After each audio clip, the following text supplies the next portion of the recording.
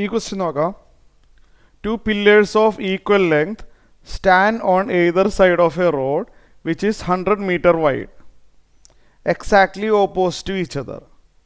At a point on the road between the pillars, the angles of elevation of the top of the pillars are 60 degree and 30 degree. Find the length of each pillar and the distance of the point on the road from the pillars. ആദ്യം തന്നെ figure വരയ്ക്കണം അല്ലേ. രണ്ട് pillars ഉണ്ട്. ഇത് first pillar, ഇതേപോലെ വേറൊരു pillar ഉണ്ട്. ഗ്രൗണ്ട്, ഇത് ഗ്രൗണ്ടാണ്. ഓക്കെ ആണല്ലോ. ഇതൊരു റോഡാണ് കേട്ടോ. ഇതൊരു റോഡാണ്. ഈ റോഡിൻ്റെ ലെഫ്റ്റ് സൈഡിൽ ഒരു പില്ലർ ഉണ്ട്, ഈ റോഡിൻ്റെ റൈറ്റ് സൈഡിൽ ഒരു പില്ലർ ഉണ്ട്. ഓക്കെ ആണല്ലോ. ഈ റോഡിൻ്റെ വിഡ്ത്ത് 100 meter ആണ്. ഈ ഡിസ്റ്റൻസ് എത്രയാണ്? 100 meter ആണ്. തന്നിട്ടുണ്ടല്ലോ അല്ലേ. നമുക്കത് വേണമെങ്കിൽ എഴുതി വെക്കാം. ഇവിടെ 100 meter ആണ് ഇതിൻ്റെ ആകെ ഡിസ്റ്റൻസ്. 100 meter ഇങ്ങനെ വരച്ചു വെക്കാം, കൺഫ്യൂഷൻ ഉണ്ടാവില്ലല്ലോ. 100 meter ആണ് റോഡിൻ്റെ വിഡ്ത്ത്. പിന്നെന്താണ് പറഞ്ഞിരിക്കുന്നത്? At a point on the road between the pillars. ഇതിനിടയ്ക്കായിട്ട് ഒരു പോയിൻ്റ് ഉണ്ട്. ഈ റോഡിൽ ഇടയ്ക്കായിട്ട് ഒരു പോയിൻ്റ് ഉണ്ട്. ആ പോയിന്റിൽ നിന്ന് ഇവിടെയുള്ള ആംഗിൾ ഓഫ് എലിവേഷൻ 60 degree ആണ്. ഇവിടെ എവിടെ ഒരു പോയിന്റ് ഉണ്ട്. ഇവിടുന്ന് ഈ പില്ലർ വാച്ച് ചെയ്യുമ്പോൾ വരുന്ന ആംഗിൾ ഓഫ് എലിവേഷൻ 60യും അതേ പോയിന്റിൽ നിന്ന് ഇവിടത്തെ ടോപ്പ് വാച്ച് ചെയ്യുമ്പോൾ 30 degree ആണെന്നാണ് പറയുന്നത്. ഇവിടെ ഒരു പോയിന്റ് ഉണ്ട്. ഇവിടുന്ന് ഞാൻ ഈ പില്ലർ വാച്ച് ചെയ്യുന്നത് ആംഗിൾ ഓഫ് എലിവേഷൻ എത്രയാണ്? 60 degree. ക്വസ്റ്റ്യൻ പറയുന്നുണ്ട് അത് 60 degree ആണ്. അതേപോലെ അതേ പോയിന്റിൽ തന്നെ ഇവിടുന്ന് ഈ പോയിന്റ് വാച്ച് ചെയ്യുമ്പോൾ വരുന്ന ആംഗിൾ ഓഫ് എലിവേഷൻ 30 degree ആണ്. ഈ പോയിന്റ് എക്സാക്ട്ലി എവിടെയാണെന്ന് അറിയില്ല. ഈ റോഡിനിടയ്ക്ക് എവിടെയാണ് ഈ പോയിന്റ്. ഇത് 60, ഇത് 30 ആണ്. ഇത് രണ്ട് പില്ലേഴ്സാണ്. ഈ പില്ലറിൻ്റെ ഹൈറ്റ് കാണണം, കൂടാതെ ഈ ഡിസ്റ്റൻസ്, ഈ ഓരോ ഡിസ്റ്റൻസും അറിയണം. നമുക്ക് എന്തെങ്കിലും പേര് കൊടുക്കാം അല്ലേ. A B C D E അല്ലേ, ശരിയല്ലേ. ഈ രണ്ട് പില്ലറിനും ഒരേ ഹൈറ്റാണ് കേട്ടോ. എ ബിക്കും ഡി ഇക്കും ഒരേ ഡിസ്റ്റൻസാണ്, ഒരേ ഹൈറ്റാണുള്ളത്. കേട്ടല്ലോ. നമുക്ക് വേണമെങ്കിൽ പേര് കൊടുക്കാം. പില്ലറിൻ്റെ ഹൈറ്റ് കാണാൻ പറഞ്ഞ സ്ഥിതിക്ക് നമുക്ക് പില്ലറിൻ്റെ ഹൈറ്റിനെ എച്ച് എന്ന് ഡിനോട്ട് ചെയ്താലോ. എഴുതാൻ എളുപ്പമായില്ലേ. അതുപോലെ ഡി ഇയും സെയിം ഹൈറ്റ് ആയതുകൊണ്ട് ഇതും എച്ച് ആയിട്ട് എടുക്കാമല്ലോ.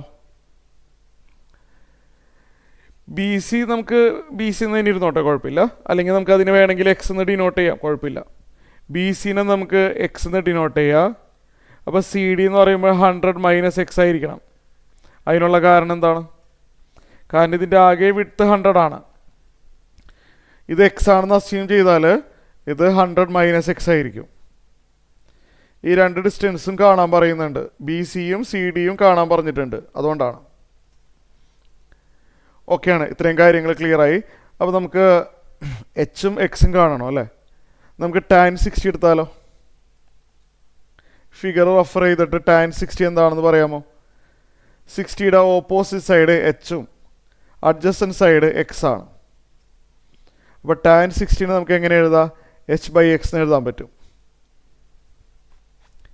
tan 60 എന്ന് പറഞ്ഞാൽ √3 ആണല്ലോ. ക്ലിയർ. tan 60 h/x ആണ്. അതിൽ tan 60 √3 ആണ്.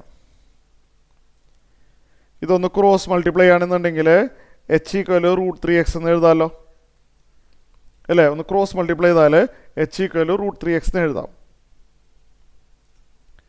ഇനി ഇവിടെ ഒരു റൈറ്റ് ആംഗിൾ ട്രയാങ്കിൾ കാണാമല്ലോ. അവിടെ tan എടുത്താലോ. tan 30 degree. 30 ഡിഗ്രിയുടെ ഓപ്പോസിറ്റ് സൈഡ് എച്ച് ആണ്. അഡ്ജസ്റ്റൻറ്റ് സൈഡ് എന്താണെന്ന് നോക്കിയേ. 30 ഡിഗ്രിയുടെ അഡ്ജസ്റ്റൻറ്റ് സൈഡ് 100 - x ആണ്. tan 30യുടെ വാല്യൂ അറിയാമോ?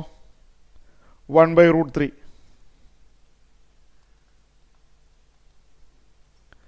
നമുക്കിതൊന്ന് ക്രോസ് മൾട്ടിപ്ലൈ ചെയ്താലോ. ഇവിടെ √3 × h. √3 × h is equal to 1 × 100 - x. 1 × 100 - x. ഇതിൽ എച്ച് എന്താണെന്ന് അറിയാമോ? ഓർമ്മയുണ്ടോ? എച്ച് എന്ന് പറഞ്ഞാൽ √3x ആണെന്ന് എഴുതി വെച്ചിട്ടുണ്ട്. ഇവിടെ എച്ചിന് പകരം √3x എന്ന് എഴുതാമല്ലോ. എച്ചിന് പകരം √3x എന്ന് എഴുതാൻ പറ്റും അല്ലേ? റൈറ്റ് ഹാൻഡ് സൈഡ് എന്ത് വരും? എച്ചിന് പകരം ഞാൻ √3x എഴുതിയല്ലോ. റൈറ്റ് സൈഡ് 100 - x തന്നെയാണ്. ഇവിടെ √3 × √3 3 ആണ്. 3x = 100 - x വരും. ഇത്രയും കാര്യങ്ങൾ ക്ലിയർ ആയല്ലോ. ഇനി എന്തായിരിക്കും അടുത്ത സ്റ്റെപ്പ്? ഇതൊന്ന് അറേഞ്ച് ചെയ്യാം. ഈ -x ലെഫ്റ്റിലോട്ട് എടുക്കുക. അപ്പോൾ നമുക്ക് 4x = 100 or x = 100/4 25 മീറ്റർ.